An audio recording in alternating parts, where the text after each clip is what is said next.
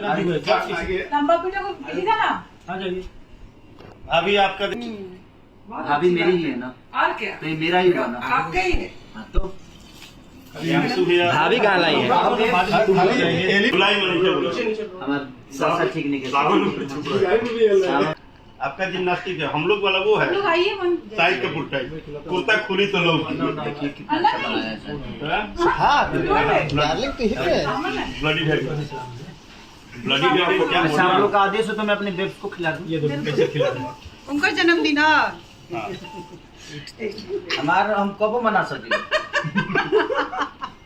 जी रीना जी। सब लोग खिलाइए। बस खिलाए हम खाए ना। हम भूखा बनी कर हुआ। हाँ आज कौन दिन है? पुरुषोत्तम मास में अभी व्रत कर रही हो क्या? नहीं, आप लोग कर रहे हो ना। तो भाई लोग आज खेसारी लाल यादव पहुंचे थे।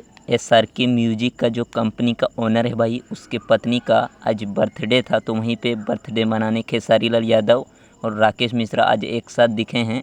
तो फिर समझिए बवाल होना तय है भाई। वीडियो अच्छा लगा लाइक कीजिए, चैनल पे नए भाई सब्सक्राइब कीजिए। Thanks for watching.